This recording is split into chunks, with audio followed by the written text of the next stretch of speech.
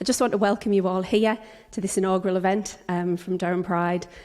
We've got some fabulous speakers with us today and some amazing attendees in the room today and some lovely music coming from Michaela as well. So thank you for joining us today and we're really looking forward to having a fabulous afternoon. So without further ado, I'm going to introduce Reverend Kate. Thank you for having us here at St Chad's in this beautiful chapel. A big thank you from Durham Pride for being with us and a huge thank you from Durham University as well. Reverend Kate. Thank you.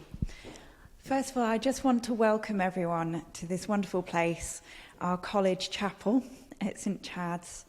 It's a really wonderful space to sort of set the tone for today, where we remember and pay tribute to everyone whose lives have been affected by HIV and AIDS. Today we are recording the event, so if you would prefer not to be on camera, when we have an opportunity to light candles later, when that time comes, there is a second station to light candles, which isn't on camera. Most of the service isn't going to be filmed, just people up here, but obviously the candles behind me will be filmed. So now is the time for Michaela, who is a wonderful queer artist here in Durham. She's one of our students and she's going to play some music for us. Can you come up, Michaela? Hi everyone, I'm Michaela. I'm going to play a few songs for you today. First one, I hope you enjoy.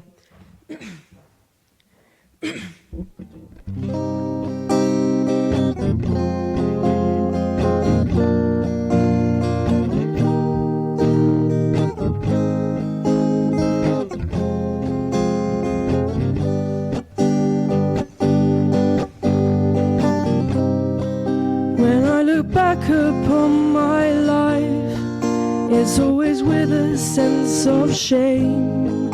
I've always been the one to blame for everything I long to do, no matter when or where or who, has one thing in common too. It's a sin.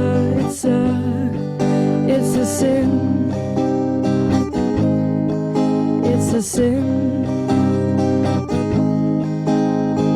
Everything I've ever done, everything I ever do, every place I've ever been, every place I'm going to, it's a sin. At school they taught me how to be so pure in thought and word and deed. They didn't quite succeed.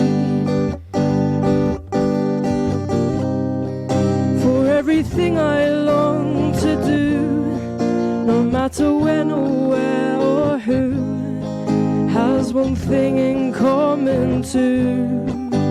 It's a sin.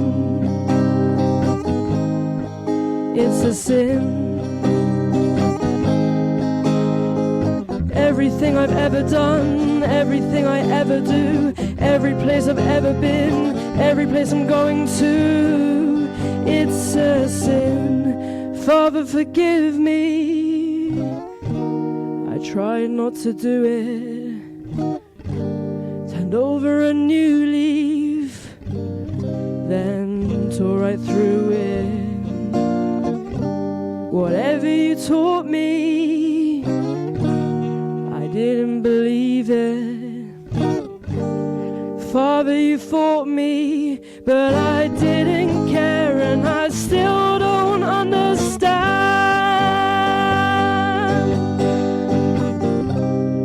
So I look back upon my life, forever with a sense of shame. I've always been the one to blame. For everything I long to do, no matter when or where who has one thing in common too. It's a sin. It's a sin. Everything I've ever done, everything I ever do, every place I've ever been, everywhere I'm going to. It's a sin.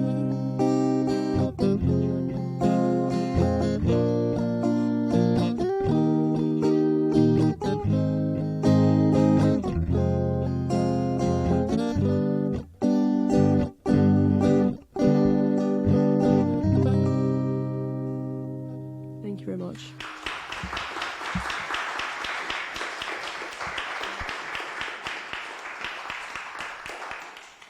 This next one's called Don't Let Me Down.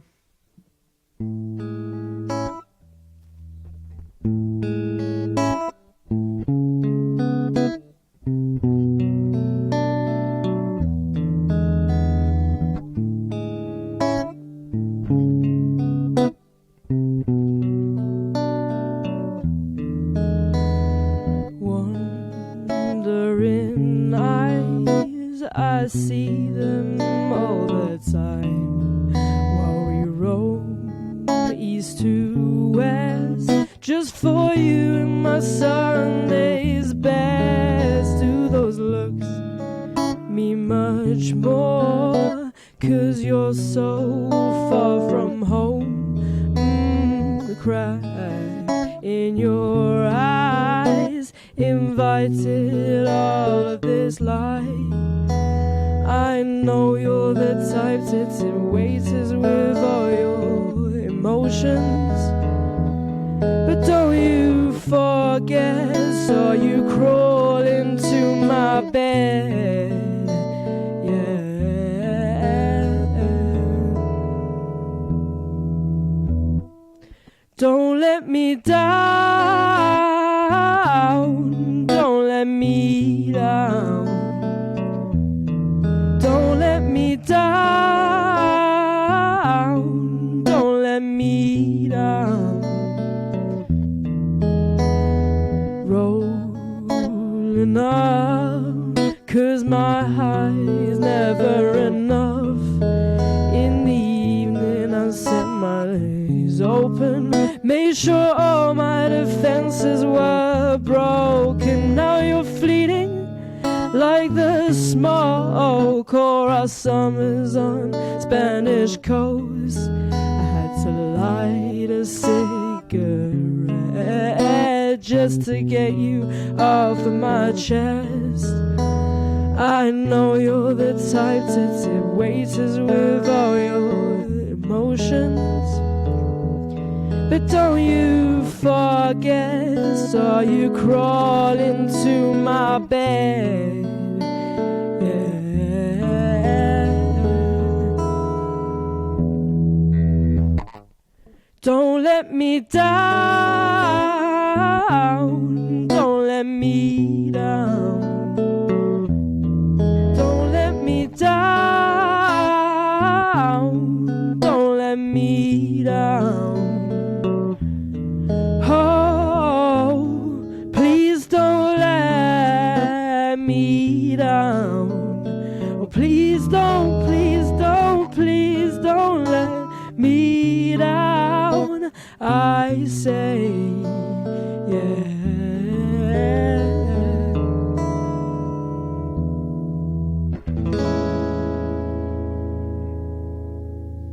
Thank you very much.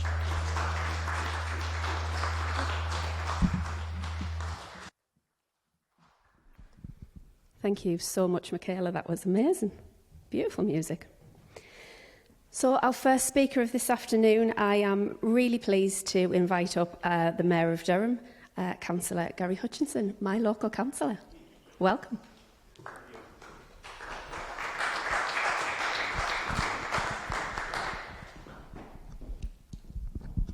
My voice is not going to be as good as Michaela's mind. So So good afternoon, everybody. I am Councillor Gary Hutchinson, the Mayor of Durham. Could I start by welcoming you all to this special occasion? Obviously, I'd like to thank Mel, if you can pass on that, obviously because of the emergencies there, and Durham Pride for making all the arrangements for today, and St Chad's College for being such gracious hosts. Your hard work is very much appreciated. I'd also like to give a special welcome to Dr. Rupert Whittaker, co-founder of the Terence Higgins Trust. I'm very much looking forward to seeing you again later today at the event at Durham Business School. So why are we all here?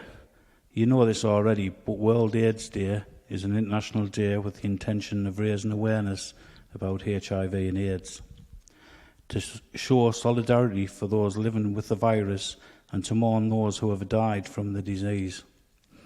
It is essential that we continue to engage in this issue. It is still a global pandemic. We need to educate against new infections and advocate testing and treatments. There's still a lot to do to combat stigma and discrimination.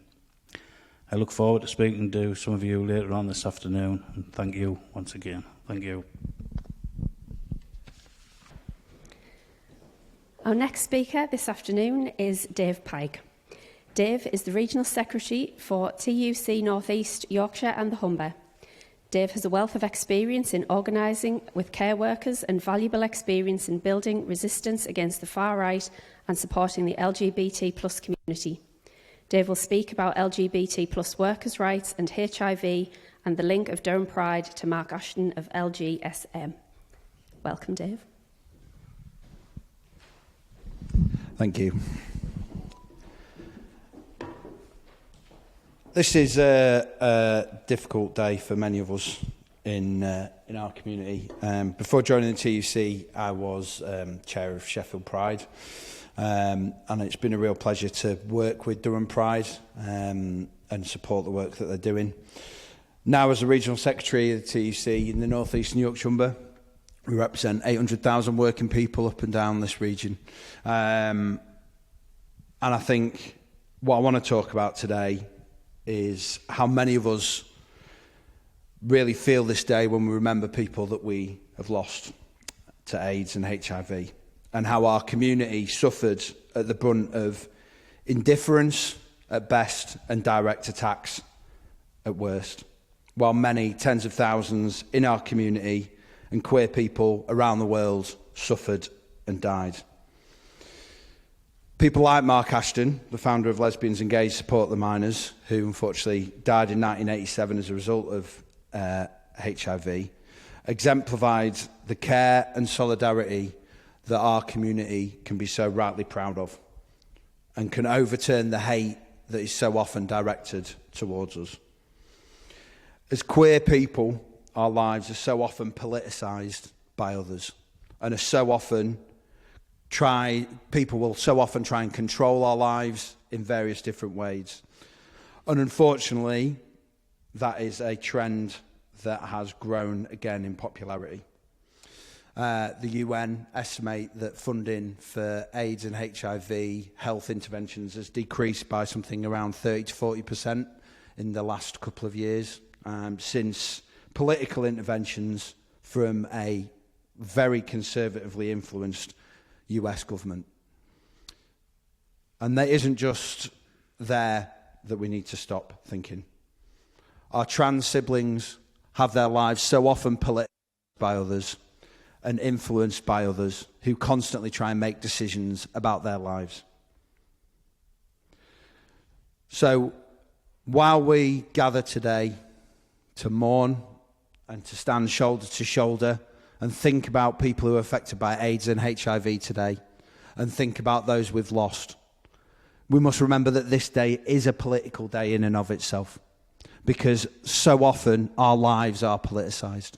So we are right to stand here and stand shoulder to shoulder and not just beg for a little bit extra for this work, but demand that HIV and AIDS treatment is properly funded, is supported around the world, and is at the top of the table when we're having these discussions.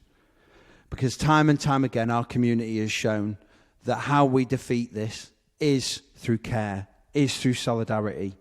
when we stand together at Pride in the few months when the weather's a bit nicer, we know that is what that day means. It's about us all standing shoulder to shoulder as a community. People who support our community standing shoulder to shoulder with us. So don't just spend today mourning, but we must remember to fight for those we lost, fight for those who are still here today, and stand together. Thank you.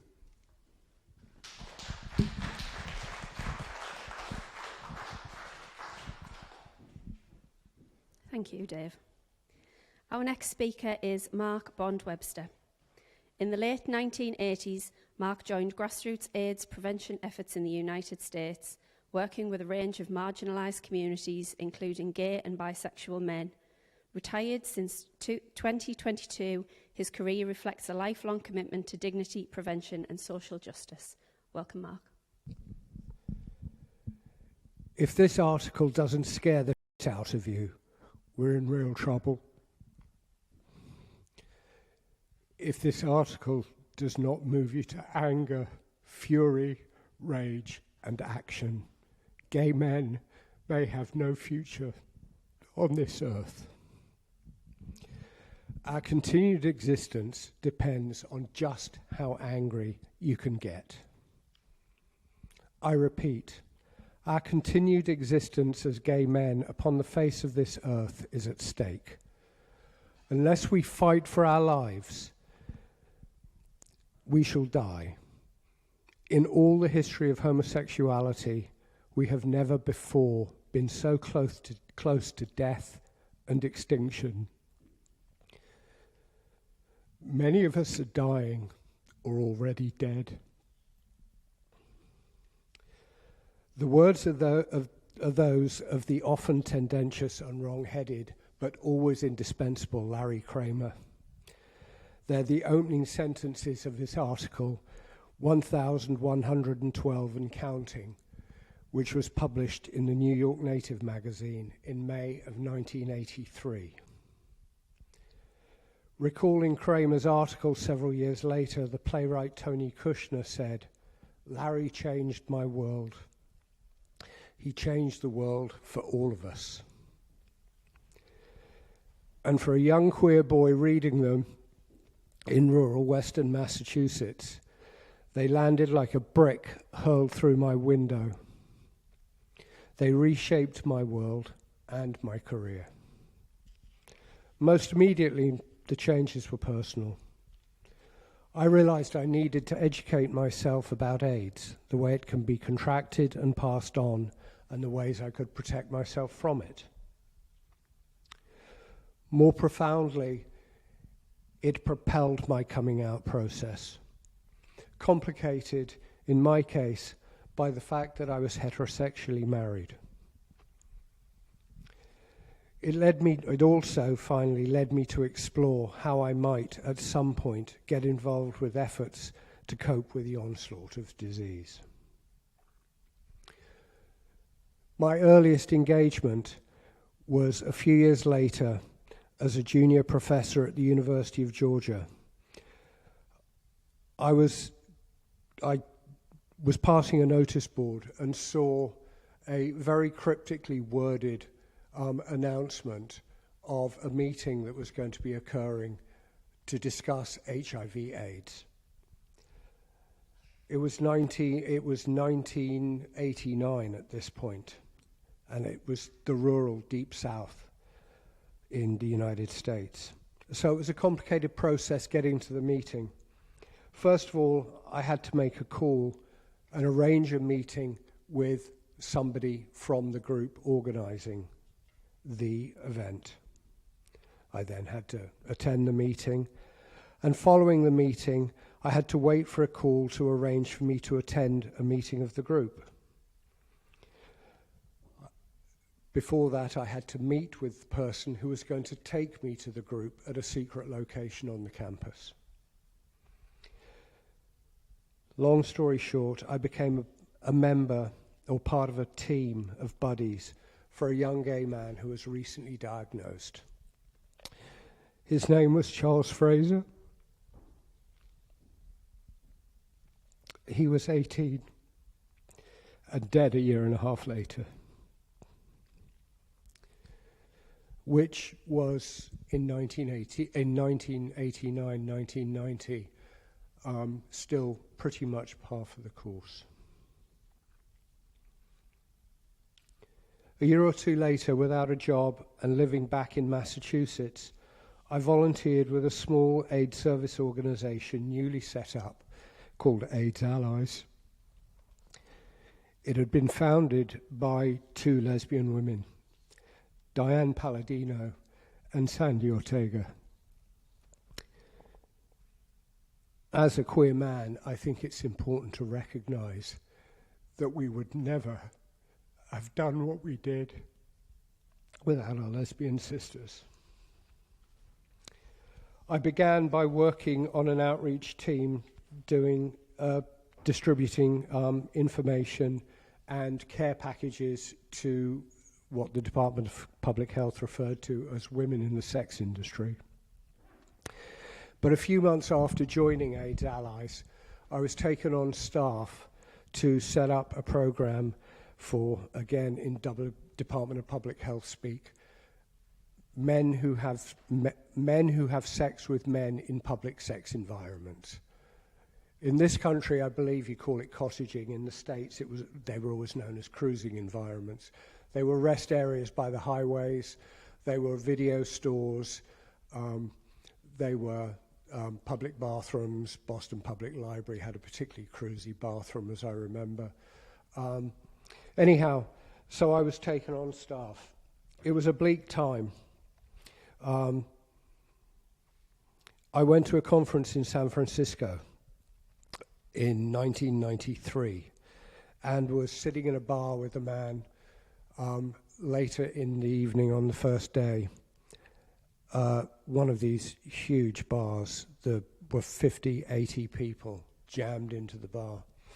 And the chap I was with said, "Look around." And he said 50% of these people are HIV positive. He then said that in the previous years, he had been to 400 funerals.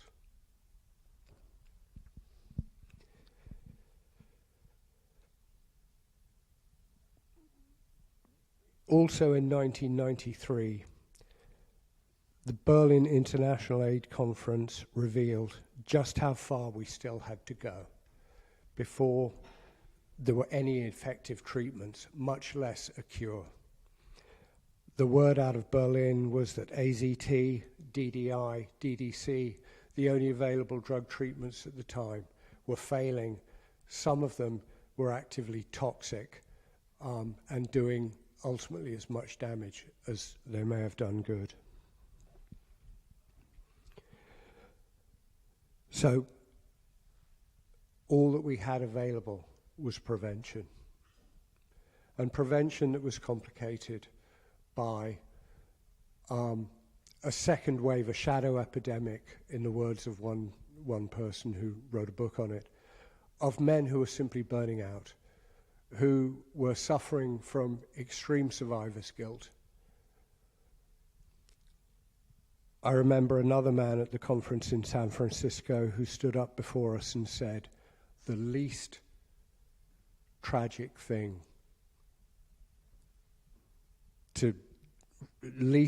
news to receive in 1993 was the news that you were HIV positive.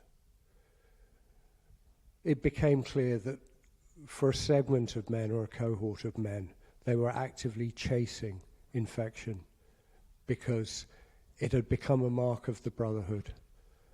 And furthermore, there was nothing for them, as far as they were concerned, left to live for. They'd lost so many of their friends.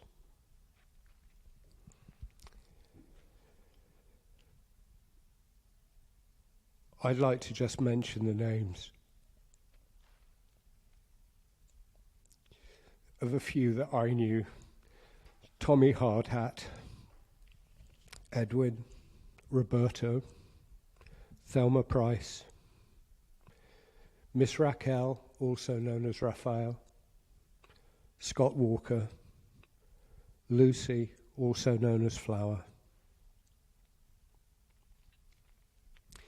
By 1996, I beg your pardon, treatment had progressed remarkably quickly looking back. And in that year, in 1996, the first heart treatment protocol was released. HEART, an acronym standing for Highly Active Antiretroviral Therapy. We knew it colloquially at the time as the AIDS cocktail. It was the beginning, first glimmer of real hope that AIDS would one day be brought under control, as men were demonstrably beginning to live longer. I stepped away from AIDS work in 1997. I just needed a respite break. And when I stepped back in 2001, it was into a very different world. Men were indeed living longer, dramatically longer. But there were all kinds of questions. Could you be reinfected by a different strain of the virus? If you had a viral load of 0, in other words, there was no virus detected in your body, were you in fact really safe? Could you then have unsafe sex, unprotected sex? And in the area I was then working, I was working among very deprived populations. I was working with injecting drug users, I was working with sex workers, and I was working again with very marginalized communities of gay and bisexual men. The inequities of the American health system in particular were particularly apparent among the people I worked with, as we tried to triage people into care with no health insurance. So prevention remained crucial because, quite simply, the availability of treatment in the rural areas was still desperately lagging. Nevertheless, as I said, things were looking up. HEART was proving to be effective if we could get treatment, get people into treatment. And I was going to end here because somebody was going to talk about living with HIV subsequently. But I left the field in 2008. I returned to the UK and wound up unable to get a job in HIV prevention and wound up doing something completely different for the last decade and a half of my life. But there I'm going to leave it. Thank you.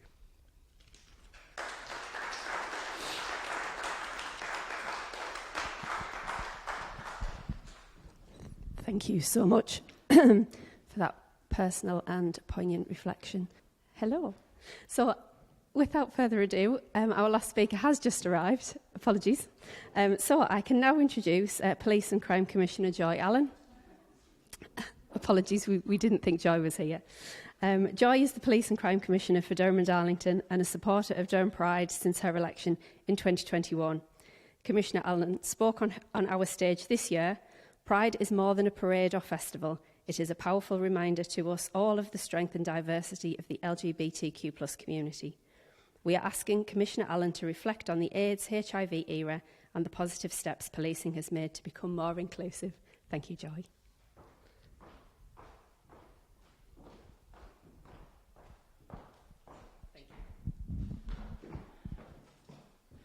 Hello everyone. Thank you for all being here today, and thank you for St. Chad's for hosting us in this beautiful chapel. It's such an important moment of remembrance, reflection and solidarity. It's a real privilege to join you ahead of remembrance, a vigil and the candle lighting. I'm especially honoured that we're joined by someone whose leadership shaped the national and global response to HIV, Dr. Rupert Whittaker, OBE, co-founder of the Terence Higgins Trust. Rupert, your courage and your work transformed public health, challenged stigma at its very height, and gave hope to thousands of people when hope felt in very short supply. We are grateful for your lifelong service. World AIDS Day remains one of the most powerful moments in our shared calendar. It's a day when we remember all those who we have lost, stand for those living with HIV today, and recommit ourselves to the pursuit of equality, dignity, and health for all. But this day we also remember how far we've come and how far we've still got to go. Honouring our past, a crisis that tested our humanity. Many here will remember the fear, the silence, and the stigma that surrounded AIDS crisis. It was a period when communities suffered immense loss, often in isolation, when families buried loved ones without acknowledgement, when partners were excluded from hospital rooms, and when funerals as well, when misinformation was allowed to flourish. It was a time when government messaging too often compounded discrimination rather than combating it, when LGBTQ plus community were betrayed and portrayed as a problem to be contained, not human beings deserving compassion, respect and support. But even in those darkest days, the community demonstrated remarkable courage. People created their own networks of care, support and advocacy. Many stood their ground against hostility, and in doing so laid the foundations for progress we see today. We must never forget the progress was not inevitable.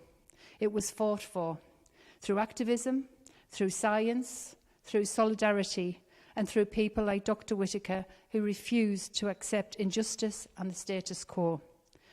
As Police and Crime Commissioner, I want to recognise the transformation we have seen in policing over the past decades. Today, we work to build policing culture rooted in respect, community cohesion, inclusion, and human rights. That journey has not been simple and is certainly not finished, but we have learned important lessons. We know that the public trust is built with every community as feels seen, safe, and heard. We know that hate crime destroys lives and fractures communities. We know that policing must stand firmly with those who have historically been marginalised, including LGBTQ plus communities, people who were once treated with hostility rather than humanity. I'm proud of the progress we've made, particularly here in Durham and Darlington. We have strengthened our work on hate crime and reporting and victim support. We've built close partnership links with the community networks, community organisations and local charities, and supported trauma-informed approaches that understand people, not just incidents. We have police officers, PCSOs and staff today who serve openly and proudly as LGBTQ+ and role models, something that we have been almost imaginable during the height of the AIDS crisis. We also see increased visibility, more inclusive workplaces and stronger relationships for those who once felt policing was something to fear rather than trust. This progress does not erase the past, but it does show how far we have come and where we are committed to change. There is still work to do. World AIDS Day reminds us that the fight is not over. HIV stigma still exists. Discrimination still happens. Health inequalities persist. And prejudice, subtle or overt, remains daily reality for far too many people. We must continue to challenge misinformation. We must continue to champion inclusive health services. And we must continue building a future where no one is judged who they love, how they live, or the health challenges they face. My commitment, personally and professionally, is to keep using my platform to advocate for justice, equality, compassion, and community cohesion, because public safety is not about crime. It's about dignity, fairness, and belonging. To everyone here, thank you for your commitment, your advocacy, and your courage, which have changed policing, changed policy, and changed public attitudes, and most importantly, have changed lives. We walk forward today because of the paths you have carved. And to Dr. Whittaker, thank you for showing the world what it means to turn grief into purpose and injustice into action. As we prepare for our vigil, let us stand together in remembrance, in solidarity and hope. A hope for a future free from stigma, free from equality and free from fear. A future where every person, no matter who they are or who they love, can live with dignity, respect and pride. Thank you.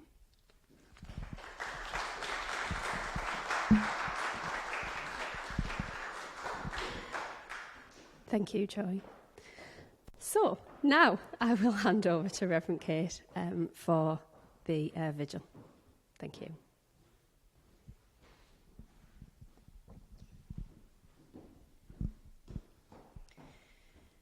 Thank you so much to all our speakers today, who have each been so powerful in their own way. We have heard a little bit of hope for the future, but also pain and loss. Now is an opportunity to think about all those things we have heard, to remember those that we have lost and those who are continued to be affected by HIV and AIDS. We have an opportunity to light some candles. You may wish to do that in memory of an individual or in hope for the future. I invite you to do so now. We're going to listen to Michaela play and sing while we do that. There are 2 stations, and I remind you, if you prefer not to appear on camera, to use the one down here. Otherwise, come and light a candle behind me.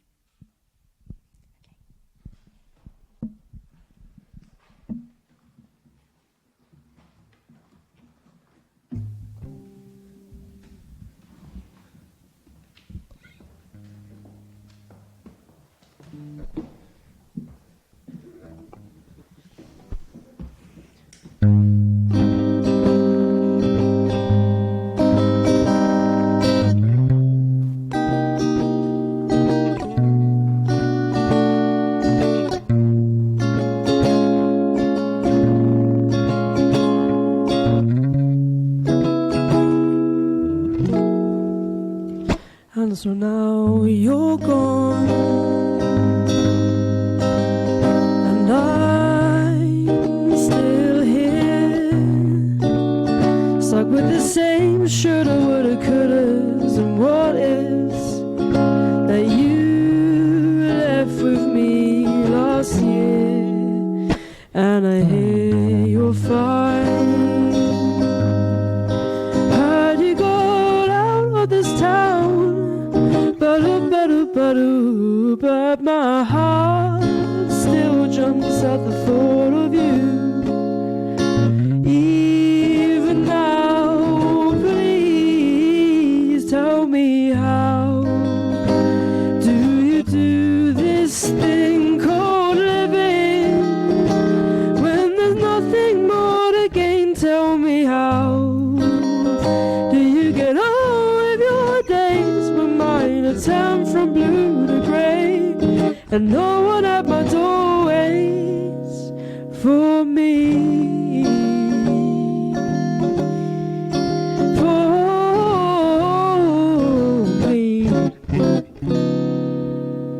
and everything we had is tainted by a dull boo, boo, boo, boo, boo, boo. And I live with the knowledge that your mind is free of me. Wow, my heart lingers on you, so tell me, how do you do this thing called living when there's nothing more to gain? Tell me, how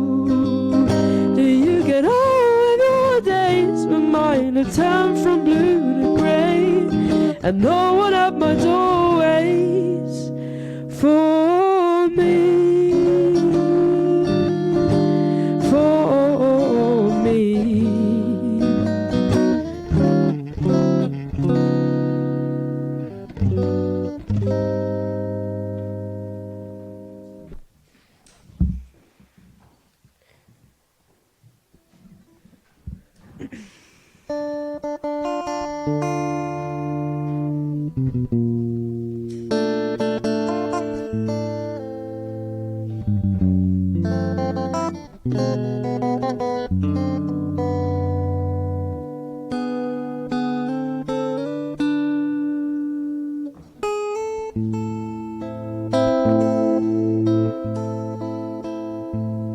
Yo sé que nunca, nunca vivirás la vida como yo quisiera.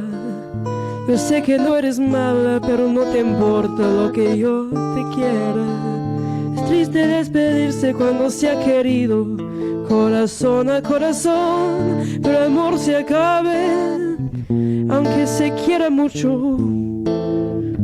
Y desgraciadamente tu maldito orgullo destrozó mi amor.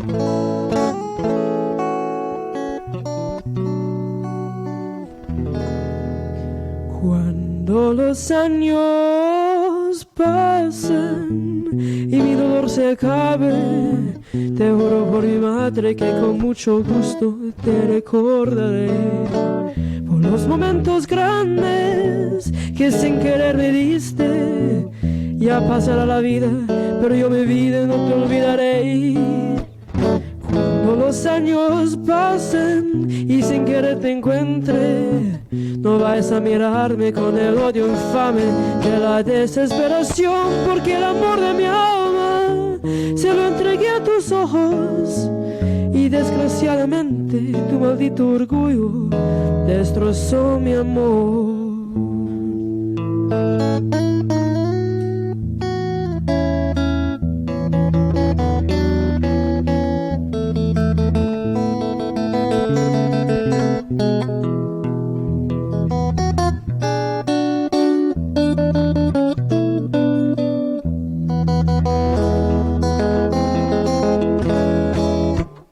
Cuando los años pasen y mi dolor se acabe, te juro por mi madre que con mucho gusto te recordaré por los momentos grandes que sin querer me diste.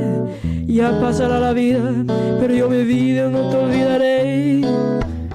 Cuando los años pasen y sin querer te encuentre, no vayas a mirarme con el odio infame de la desesperación, porque el amor de mi alma se lo entregué a tus ojos y desgraciadamente tu maldito orgullo destrozó mi amor.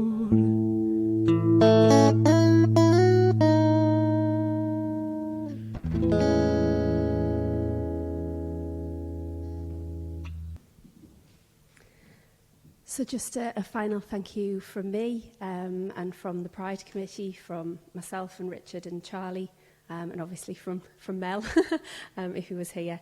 Thank you for joining us at our inaugural event. Thank you to the speakers and obviously Michaela for the beautiful music that we've had today. Thank you, Michaela. So as Reverend Kate said, please do join us for refreshments and enjoy the rest of the afternoon. Thank you very much.